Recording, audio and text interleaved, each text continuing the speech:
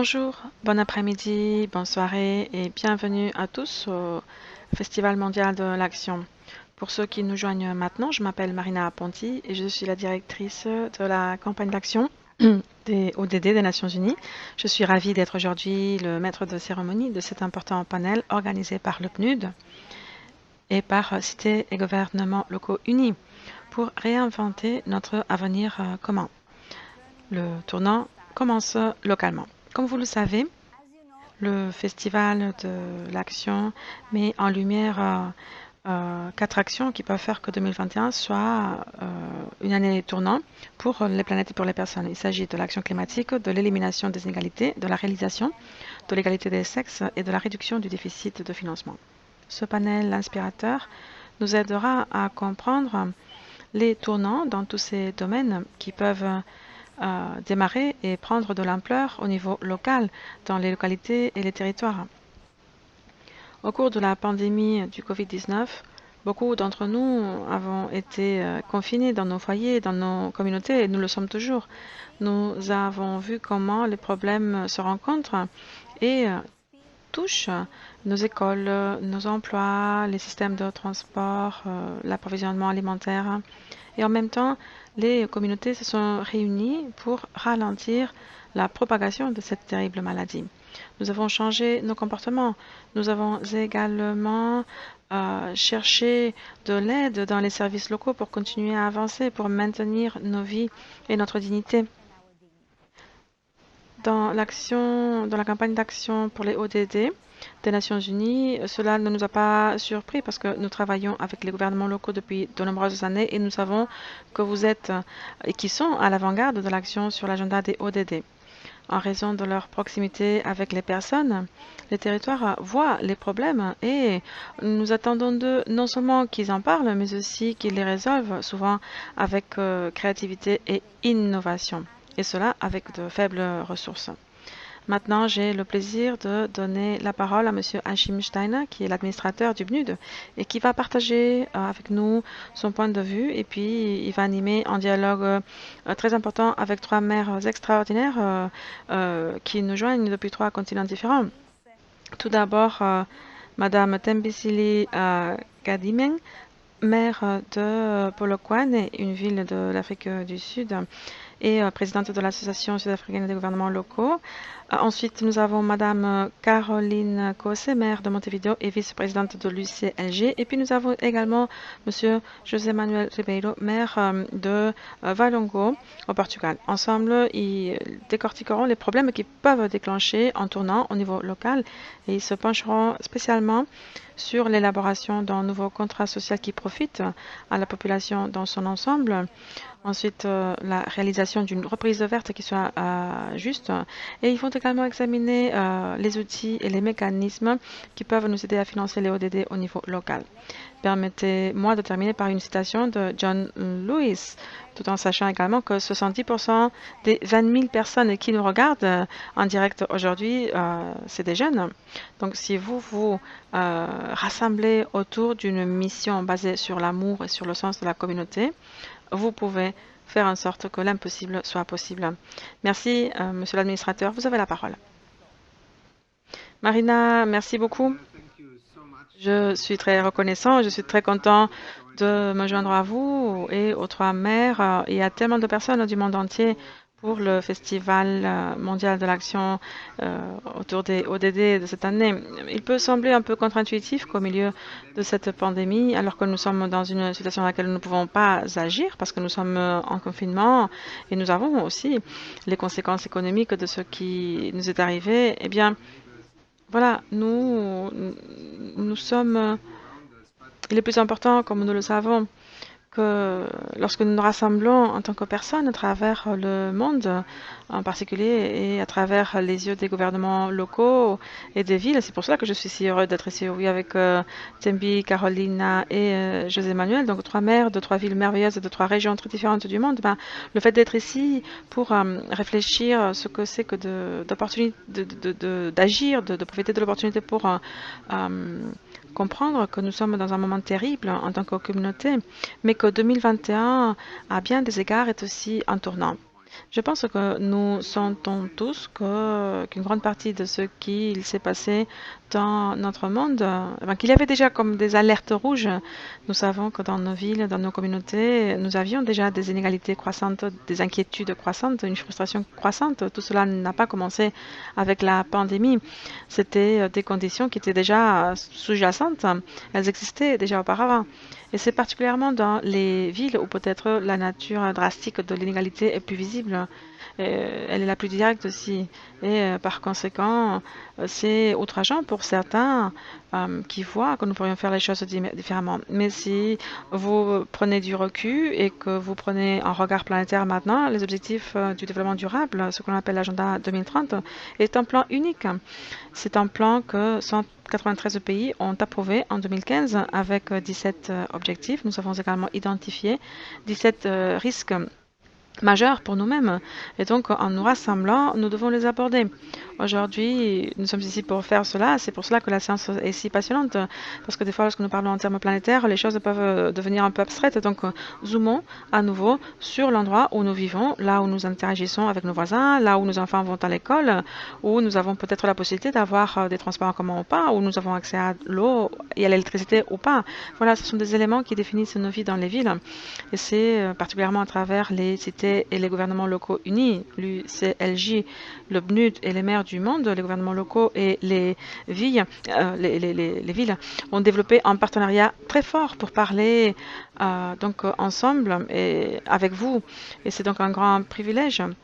J'aimerais dire que dans le PNUD, comme vous l'avez fait dans votre organisation, Cité et gouvernements locaux unis, eh bien, nous avons commencé à réfléchir très profondément à ce que cela signifie, à ce que ce moment signifie en termes de développement futur. Les communautés, les pays, les sociétés vont se rétablir et nous espérons qu'elles pourront bâtir un meilleur futur à partir de maintenant. Nous devons également reconnaître que les inégalités sont une réalité très déterminante. Il suffit de regarder le phénomène de qui a accès au vaccin et qui n'a pas accès au vaccin. Regardez à quel point il est important d'avoir une organisation mondiale de la santé en ce moment qui pense pour tout le monde et pas seulement pour certains.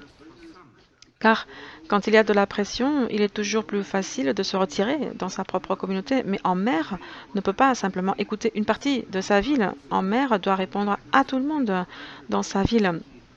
Même si les conditions sont très différentes, même si les réalités économiques des personnes sont très différentes. Voilà, et c'est ce qui nous connecte aussi par principe, par vision et par aspiration aux Nations Unies. Nous, en tant que programme des Nations Unies pour le développement, nous travaillons dans plus de 150 pays à travers le monde et très souvent, précisément à ce niveau, avec les maires qui mènent de l'avant nos réflexions également. Une grande partie de ce qui s'est passé au cours de ces derniers mois a également été illustrée de façon dramatique en termes de capacité d'agir ou de paralysie. Nous avons également appris combien il est important d'agir, de diriger et de représenter. L'esprit des personnes dans les endroits où elles vivent s'exprime le mieux à travers les gouvernements locaux, à travers les villes et les maires et les municipalités dans lesquelles les personnes sont capables de faire quelque chose par rapport à leur réalité. J'espère qu'en regardant aujourd'hui ces prochains mois et années ensemble, à travers les yeux de nos panélistes, en particulier lorsque nous considérons cette notion du pacte pour l'avenir, que les cités et gouvernements locaux unis ont développé comme une manière d'encadrer l'action et la connexion avec les autres, j'espère que nous apprendrons beaucoup de choses. Et Marina, vous en avez déjà parlé. Nous allons apprendre beaucoup sur ce contrat social, cette notion de reprise verte. Et aussi le fait essentiel que le financement est central. Sans argent, on peut faire certaines choses, mais il y a beaucoup de choses que l'on ne peut pas faire, en particulier lorsque on a affaire à un environnement urbain grand et dans une situation dans laquelle les gens peut-être ne peuvent pas prendre soin d'elles-mêmes. Donc, c'est un défi de financement très important pour les gouvernements centraux, les citoyens, les collectivités locales, le secteur privé, les ONG. Nous faisons tous partie de cet écosystème financier qui devra définir la manière dont nos villes évolueront. Alors, je vous remercie pour nous avoir rejoints dans ce festival de l'action 2021. Je dois dire que 2021 est une année d'action pour tout le monde, parfois en termes de survie élémentaire, parfois dans les rôles que nous pouvons mettre en place en tant que maire ou moi-même en tant que chef du programme des Nations Unies pour le développement. Nous devons exploiter tout cela pour créer des opportunités. Nous devons avancer et faire partie de cette solution. Je vais commencer par m'adresser à Tembi. J'ai sa permission pour l'appeler comme ça. Elle est donc maire de la ville de Polokwane en Afrique du Sud. Tembi, j'aimerais parler avec vous de cette notion de reconnecter avec les institutions publiques au niveau local. Les citoyens en ce moment perçoivent et décrivent très souvent le gouvernement comme une institution distante qui ne réagit pas, qui ne fournit pas toujours les services de base. Pourtant, vous, en tant que maire, vous êtes en contact avec les gens tous les jours. Comment pouvez-vous générer la confiance? Comment, même avec toutes les contraintes auxquelles vous êtes confrontés, comment vous levez-vous tous les jours pour convaincre vos citoyens et pour leur montrer que vous, avec les citoyens de Polokwane, que vous essayez de mettre en place ce contrat social, c'est une espèce de pacte pour l'avenir que vous essayez de développer avec eux. Vous avez la parole. Merci beaucoup. Bon après-midi de ma part. Bonjour, bonsoir à tout le monde. Eh bien oui, Hachim, vous avez absolument raison. Nos gouvernements et les démocraties locales, dont la plupart des communautés africaines ont été dramatiquement perturbées par la crise sanitaire et par les mesures de conséquences qui nous ont obligés rapidement à promouvoir un environnement sain et sûr. Alors, nous entendons de plus en plus parler de renouer avec les institutions et la pandémie actuelle n'a pas seulement exacerbé la distance avec nos communautés, qui est déjà importante. Un certain nombre de nos routines ont été altérées, ce qui veut dire que nous avons été contraints à faire une interprétation flexible des lois, des cadres juridiques. Ceci a été difficile. Le cadre juridique du gouvernement lui-même, nous savons que nous devons améliorer nos efforts de gestion des catastrophes quand nous avons dû confiner les villes, les villages, quand nous avons dû contrôler les mouvements, arrêter les affaires.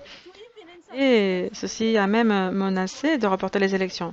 Voilà, donc l'interprétation flexible a été très importante, tout comme la participation, l'interdépendance flexible, la connectivité entre le gouvernement national, le gouvernement provincial, le gouvernement local, tout en mettant en place suffisamment de services sociaux avec la société civile pour nous assurer que tout le monde ait une voix et que ces décisions, nous devons les prendre maintenant. Elles ne peuvent pas être retardées. Nous devons nous lever tous les jours et puis nous devons nous assurer que notre personnel peut aider dans cette pandémie. Nous devons nous assurer que nous fournissons les services nécessaires, que ce soit pour la cohésion sociale ou que ce soit pour la fourniture de services de santé. Nous devons nous assurer que nous faisons ceci dans ce contexte où il y a aussi d'autres catastrophes climatiques couplées à la pandémie. Nous devons nous assurer que nos routes sont correctement nettoyées. Mais voilà, tout ceci nous a montré que nous n'avons pas le temps de reporter certaines décisions. Nous devons prendre ces décisions de manière rapide et avec des consultations immédiates aussi. Nous devons être efficaces. Ceci a mis de la pression sur les municipalités et ceci a indiqué que nos ressources souvent ne sont pas suffisantes, mais que nous devons répondre rapidement aux besoins de nos collectivités. L'impact négatif du Covid a mis encore plus de pression sur nos revenus en tant que municipalité pour nous assurer que nous sommes en mesure de répondre aux besoins importants de notre population. Donc, génération. Comme Marina l'a dit, dans cette génération, il y a beaucoup de jeunes qui nous suivent ici. Et donc, nous pouvons dire qu'il y a un manque de confiance de la part des jeunes. Ils sentent que nous ne répondons pas, que nous ne leur parlons pas. Et des fois, ils pensent que nous n'agissons pas de manière suffisamment rapide. Donc, nous devons travailler pour leur montrer qu'ils font partie de notre priorité jour après jour. Il est important que nous leur montrions cela. Nous devons générer de la confiance parce que c'est la prochaine génération qui vient après nous. Donc, nous ne pouvons pas les laisser pour compte. Nous devons faire preuve de solidarité aussi. Cela est critique. Donc, la mondialisation, cette société mondiale nous permettent maintenant, malheureusement par la force, de parler tous les jours et c'est ce que dit l'OMS, de l'importance de protéger les pauvres et les vulnérables, de promouvoir les droits à la vie de manière égale pour tous. Et permettez-moi de conclure. Mais avant, j'aimerais parler de la relation entre le PNUD et l'UCLG pour inverser la donne, pour nous assurer qu'il n'y a plus de brèche entre nos villes et la sphère internationale et le multilatéralisme qui peut être bénéfique pour nous tous, pour évoluer plus rapidement, pour être inclusif. Et donc, je pense que les ODD nous aideront en tant que ville à renouer et à connecter avec d'autres villes. Je vous remercie, je félicite mes collègues et maintenant j'ai très envie de vous écouter les autres. Merci, j'aimerais être physiquement avec vous, mais voilà, je vais vous écouter attentivement. Merci. Oui, voilà, maintenant que je vous écoute, je vous assure, j'aimerais m'asseoir devant vos assemblées publiques parce que je suis sûre que nous aurions une discussion fascinante. Avant de passer la parole à Carolina, permettez-moi de vous poser une autre question. En tant que maire, j'imagine que vous avez dû vous réunir souvent dans vos quartiers avec ces jeunes que vous venez de décrire. L'Afrique du Sud a également dû imposer de très lourds confinements. Comment gérez-vous la pression? Parce que d'une part, vous devez expliquer et rationaliser les décisions qui sont prises dans l'intérêt national au niveau national, mais la personne qui participe à ces réunions de quartier, de ces citoyens, c'est peut-être des jeunes dont les parents ont dû fermer leur magasin. Alors, comment connecter avec ces jeunes? Comment leur donner un sentiment d'espoir pour qu'ils puissent comprendre? Pourquoi ces mesures si dures sont prises? Est-ce que vous avez vécu une telle situation déjà en tant que maire?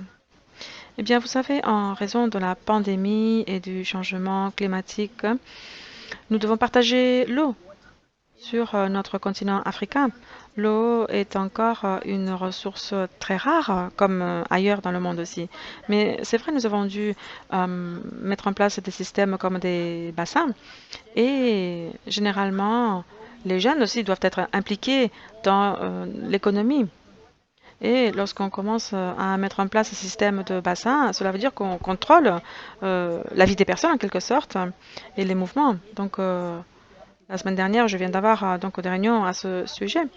Et des fois, les jeunes ont le sentiment que le gouvernement ne travaille pas pour eux, qu'ils ne peuvent pas participer activement, qu'ils n'ont pas d'espace.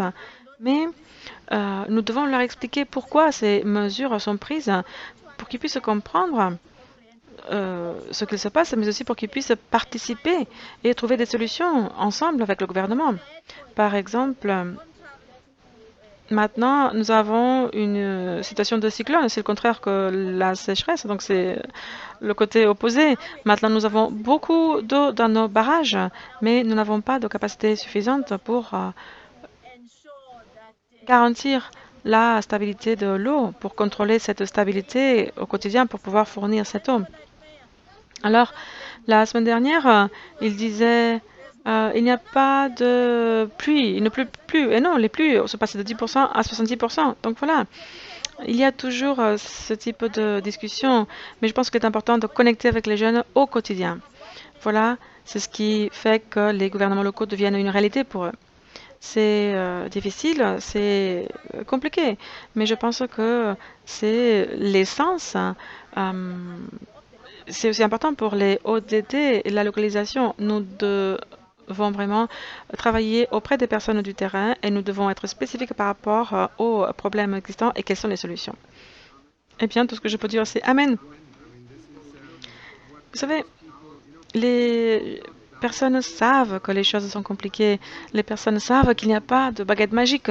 Des fois, tout ce qu'ils veulent, c'est l'honnêteté, la transparence et un engagement pour ne pas abandonner les problèmes. Et je suis sûre que la manière dont vous venez de le dire, je suis sûre que vous avez persuadé beaucoup d'entre eux.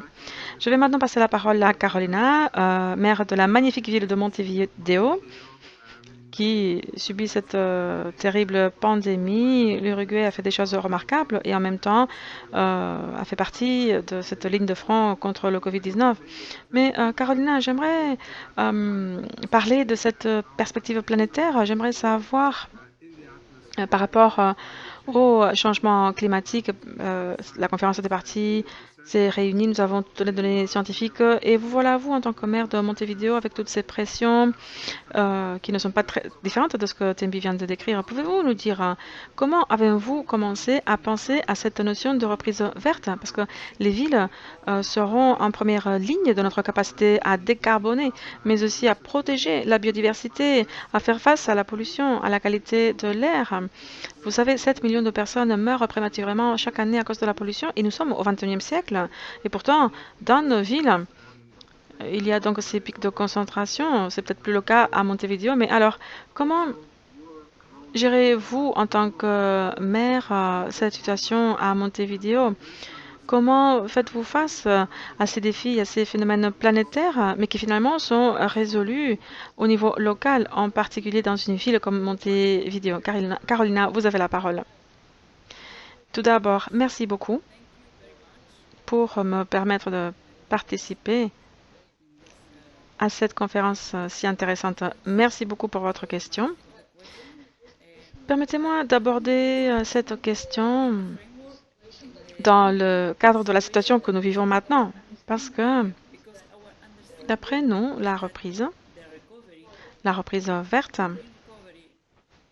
après la crise du Covid-19 dans le monde entier, et en particulier dans mon pays, exige une action forte de la part des gouvernements locaux sur deux aspects. Le premier,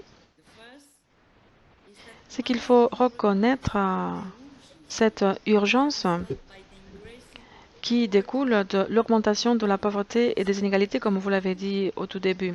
Et ensuite, deuxièmement, le besoin d'avoir une vision au moyen et au long terme qui nous aide à évoluer vers une ville écologiquement rationnelle. Donc, nous devons combiner les deux aspects pour avancer.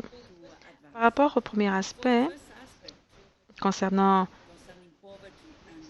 l'augmentation de la pauvreté et des inégalités dans le monde entier, mais aussi dans mon pays et à Montevideo, eh bien, nous déployons le plan ABC, qui signifie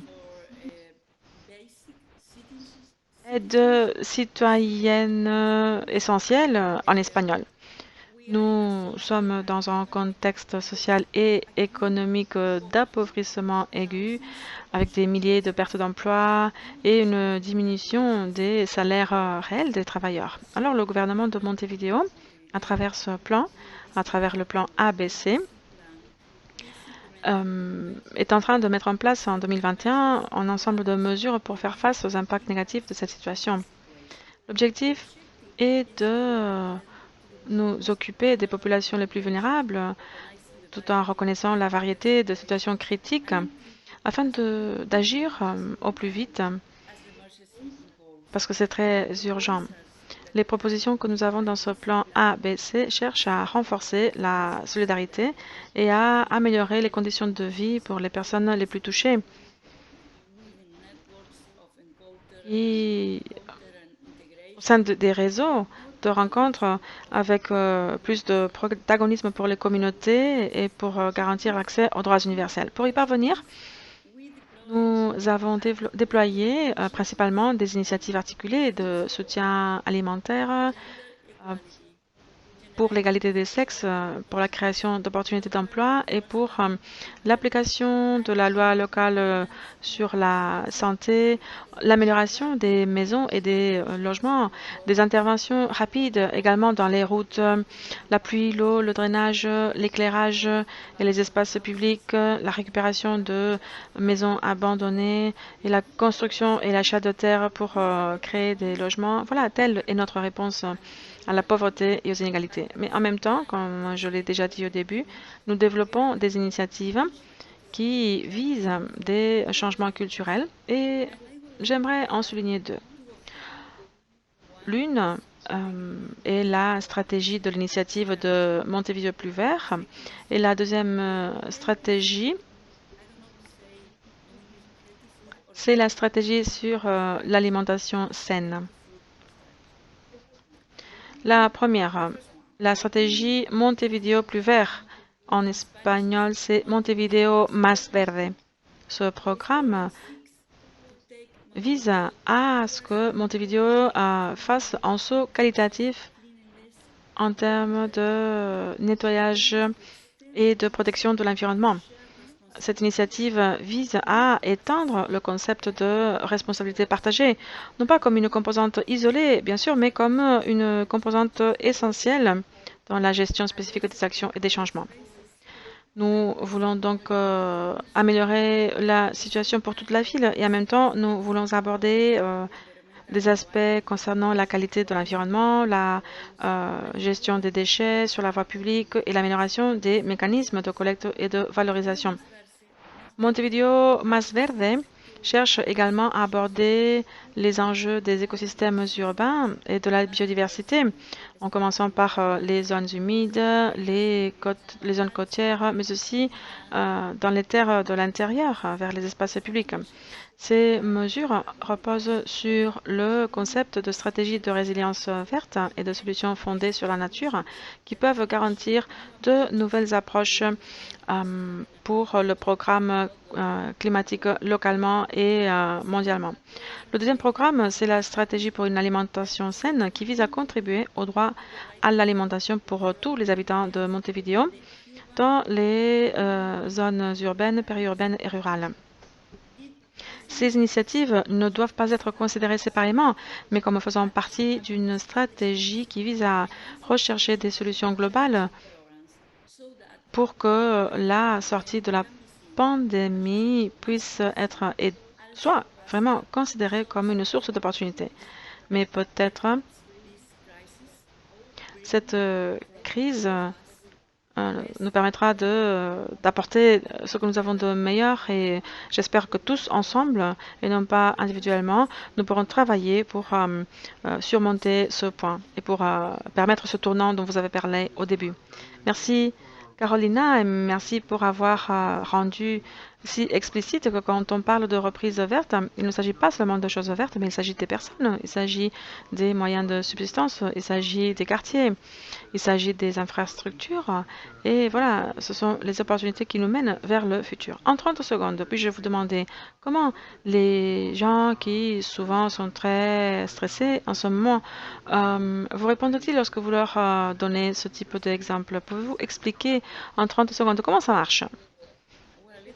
Bien, cela marche avec beaucoup de travail de notre part, beaucoup d'engagement, une présence très forte dans les quartiers et surtout dans les quartiers les plus vulnérables et avec des actions, non seulement des discours, mais nous devons penser, partager notre réflexion, écouter, beaucoup d'écoute profonde et après l'action, mesurer les résultats et écouter à nouveau. Merci beaucoup. Comme vous l'avez dit, l'engagement continu est peut-être l'un des privilèges des maires parce que vous êtes là et des fois, dans la politique nationale, on est assez éloigné des personnes qui agissent. Je vais maintenant m'adresser à José Manuel Rivera comme maire de Valongo, mais aussi dans le contexte des cités et des gouvernements locaux unis. Nous aimerions explorer avec vous, José, cette notion de financement. Parce que, de toute évidence, ce dont Carolina a parlé, j'imagine que vous le faites aussi chez vous, et tout cela dépend du financement, des investissements, des impôts, des allocations du gouvernement fédéral en termes de budget et la capacité également d'emprunter de l'argent sur les marchés financiers pour investir dans les infrastructures de développement d'une ville. Pouvez-vous partager ce qui se passe dans ce domaine parce que nous savons qu'il existe un défi chronique en termes de financement au niveau local? Quels sont certains de ces instruments financiers que vous voyez dans des villes du monde entier qui, d'après vous, puissent faciliter les initiatives dont nous avons parlé, que ce soit un plan ABC ou d'autres initiatives? Parce que sans l'argent, eh bien, il y a beaucoup de limites à ce que nous pouvons faire. José Manuel, vous avez la parole. Bonjour, merci. Tout d'abord, merci pour cette très aimable invitation. C'est formidable, vous savez, que de partager des idées et non seulement des mots, parce que nous partageons des idées. Et nous discutons des ODD. Et je pense que c'est la bonne discussion. Permettez-moi de dire que nous sommes dans une pandémie, mais si nous ne faisons rien, avec tous ces problèmes que nous avons, en particulier avec la planète, je pense que nous pourrons avoir de plus gros problèmes que la pandémie. Bien sûr, c'est mon avis. Je pense que c'est un grand problème et nous devons y faire face avec beaucoup de courage. Et je salue mes collègues maires d'Amérique et d'Afrique, Marina, Steiner, toutes les personnes présentes ici, bonjour. Ce que je peux dire, c'est au niveau local, je suis maire d'un pays européen et bien sûr, nous avons nos ressources, nos sources de financement, nous avons le budget portugais, l'argent européen, donc comme vous le savez très bien, nous avons des ressources, bien sûr. Lorsque j'étais invitée à partager quelques idées ici, eh bien, je pense que cette question des objectifs de développement durable nous oblige à réfléchir aux problèmes. Tout d'abord, avant de parler de l'argent, nous devons parler de ce nouveau concept des infrastructures vertes. Nous devons enseigner aux personnes ce que cela veut dire parce que, d'une certaine manière, les gens partout dans le monde, quand on parle d'infrastructures, tout de suite, ils pensent à des infrastructures grises, des infrastructures en béton, des routes, des rues. Bien sûr, je ne dis pas que ce ne soit pas important, c'est très important, mais nous devons leur donner plus d'informations pour leur dire, écoutez, vous avez aussi des infrastructures vertes que l'on peut développer, mais avec une nouvelle manière de faire, avec un nouveau modèle. Donc, nous devons parler des infrastructures vertes, des objectifs et de différents types d'objectifs. Ensuite, c'est là que nous pouvons lancer des idées de financement. Par exemple, nous n'avons pas de taxes d'impôt sur la planète Terre. Mais quel type d'impôt? Eh bien, un impôt que tous les pays aimeraient payer. Et vous pouvez vous dire, ben, vous êtes fou, personne n'aime payer des impôts. Non, c'est ça la question. Nous devons créer un impôt planétaire basé sur un principe de réciprocité, basé sur cette philosophie. C'est-à-dire, cet impôt pourrait générer des ressources pour financer la mise en place des ODD. Parce que si vous ne le faites pas, nous aurons toujours cette discussion. Nous dirons toujours, nous n'avons pas d'argent. Écoutez, ce n'est pas si difficile. Si vous pensez qu'en 2019, nous avions 4,5 milliards de personnes, des passagers avec 10 centimes, eh ben, c'est environ 500 millions. Et on peut créer des sociétés en bourse. Par exemple, les compagnies qui vendent de l'armement, eh bien, elles aimeraient payer cet impôt. Parce qu'ensuite, il y a la question de la mise en place. Pour travailler, nous devons... Bien sûr, nous avons les Nations Unies. Ensuite, nous avons le gouvernement national. Mais après, pour la mise en place ou mise en œuvre, nous avons le niveau local. Parce que nous pouvons être plus responsables. Disons, cette idée d'un impôt sur la planète Terre qui taxe le comportement humain, parce que c'est ça le point. Si nous voulons atteindre les objectifs, eh bien, nous devons changer le comportement humain, n'est-ce pas? Bien sûr, nous devons garder notre humanité. C'est ce que je dis tous les jours. Pendant la pandémie, je dis toujours, résistons à ce virus, mais gardons notre humanité, notre caractère humain. Donc je sais que c'est facile à dire, mais voilà, c'est une idée. J'ai été invitée ici pour partager des idées, donc voilà. Puis pour répondre à votre question, plus que donner des exemples, ce que nous faisons dans mon pays, dans ma commune, il y a 5 ans par exemple, nous avons décidé de créer une grande infrastructure dans la zone métropolitaine de Porto. Et c'est une réalité. Nous avons créé un grand parc de 60 km². Et c'est une réalité, c'est une contribution aux objectifs des ODD, mais ce n'est pas suffisant. Et je termine en moins d'une minute. L'idée est donc que nous devons remettre ces principes au centre. Les gens ont besoin d'objectifs. Les gens doivent entendre parler des principes de réciprocité parce que nous en avons besoin. Cela pourrait changer beaucoup de choses. Voilà, j'espère que c'est utile. C'est une idée toute simple.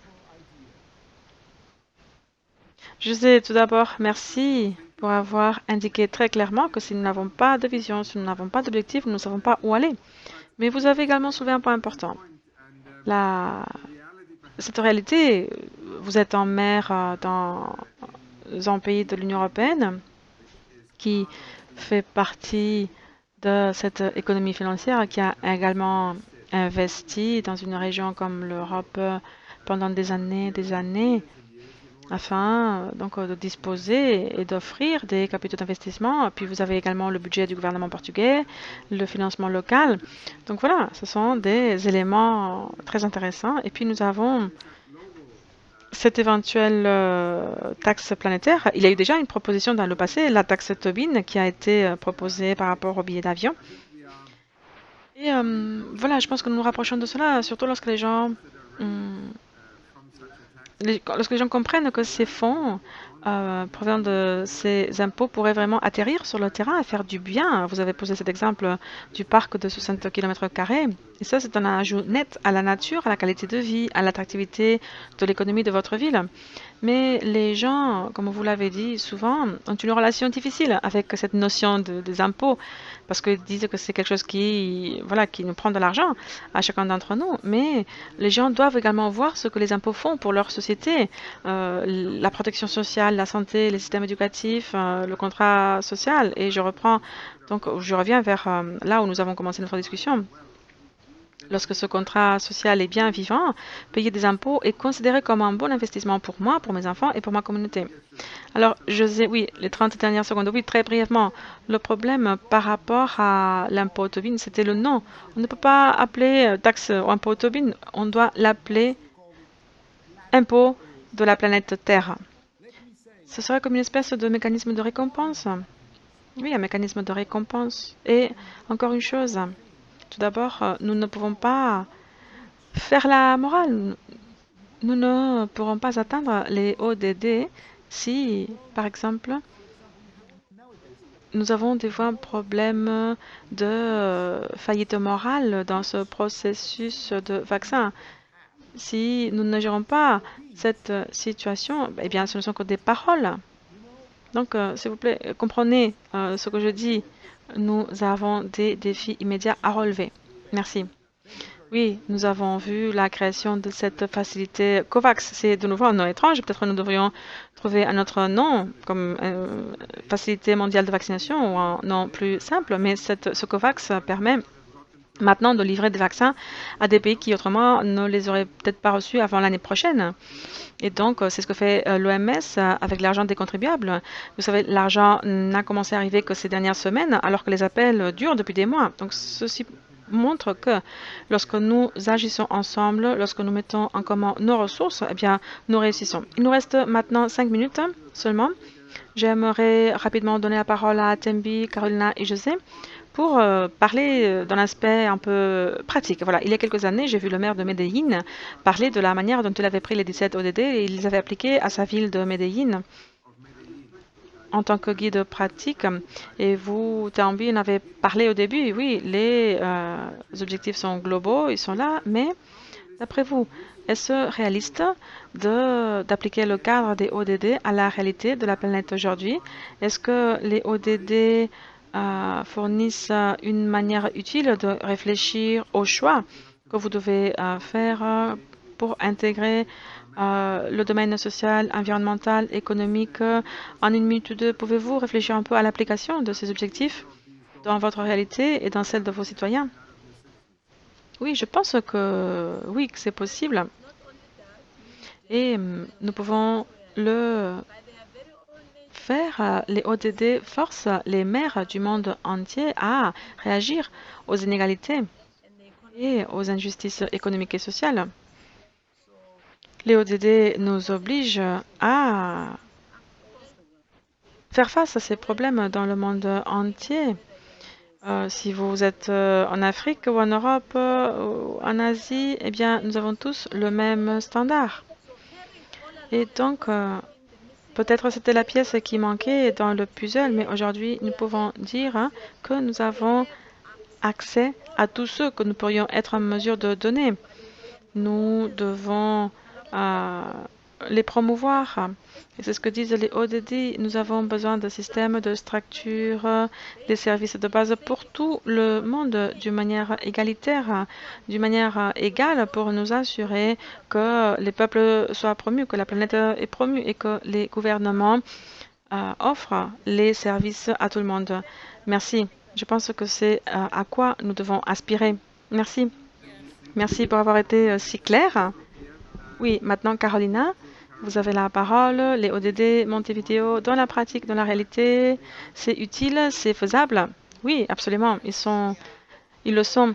Je dois dire que lorsque vous avez une responsabilité gouvernementale, du moins c'est mon idée, c'est ma manière de faire les choses, vous devez travailler pour le présent, mais principalement pour le futur. Et le futur entraîne une responsabilité générationnelle. Nous devons travailler à l'avenir pour prendre soin de notre planète parce que c'est notre maison pour toujours. Donc, nous devons vraiment travailler pour l'avenir. Donc, le fait d'avoir un ensemble de lignes directrices nous aide à avoir un cadre commun pour la planète, pour mettre en place des plans, des actions, mais surtout, nous devons apporter le futur dans le présent. Et donc, merci. Je suis très reconnaissante. Oui, c'est une pensée très puissante, le fait d'amener le futur dans le présent, cette dimension intergénérationnelle si importante. Il ne nous reste qu'une minute. José, votre vision de la réalité, s'il vous plaît. Comment prendre ce cadre des ODD, comment l'appliquer à votre ville, à votre réalité? Est-ce une manière utile d'utiliser les ODD? Bien sûr. Nous le faisons. Ces dernières années, nous avons investi, ou nous investissons des millions pour changer le comportement. Ça, c'est la première étape. Nous faisons beaucoup de choses dans les écoles parce que c'est le début. Mais par exemple, nous avons créé le parc, nous investissons beaucoup. Par exemple, un projet récent pour que les producteurs agricoles locaux puissent se vendre localement à travers l'Internet. C'est une plateforme très simple. Et nous avons des dizaines de projets. Mais la première chose, c'est investir pour changer le comportement des gens. Par exemple, la transparence. Dans mon pays, dans ma municipalité, les gens savent où va l'argent, chaque centime. C'est cette dernière année. Voilà, il est important d'apporter cette confiance. Merci. Dans le cadre de cet événement, nous allons afficher le site web de vos villes respectives pour que les gens puissent immédiatement voir comment vous avez fait tout cela. Donc, par rapport à la transparence, le programme ABC ou dans le contexte de COVID-19, le type de mesures urgentes que vous avez dû mettre en place. Permettez-moi de dire aussi qu'en tant que programme des Nations Unies pour le développement, nous sommes extrêmement fiers de travailler avec les cités et les gouvernements locaux unis. Nous travaillons avec beaucoup de maires et municipalités à travers le monde. Et c'est notre appréciation, mais aussi notre compréhension de l'importance du gouvernement local, des maires en tant que des leaders des communautés qui doivent stimuler le développement. Donc c'est donc cette opportunité de créer un meilleur avenir, comme Carolina l'a dit, les ODD à bien des égards sont le tissu conjonctif qui nous permettent de parler de la réalité sur le terrain, de discuter du changement climatique en tant que phénomène mondial, de parler de la pauvreté et de l'inégalité, mais en même temps de parler de l'investissement dans ce parc que vous avez mentionné, je sais. Donc voilà, ce sont les conversations qui nous connectent en tant qu'humanité, en tant que citoyen, en tant que personne. Je veux terminer en vous remerciant et je vois également notre interprète en langue de signes qui a traduit notre conversation. Merci beaucoup. Merci Marina pour nous avoir réunis. La séance, je trouve, a été vraiment merveilleuse. Merci.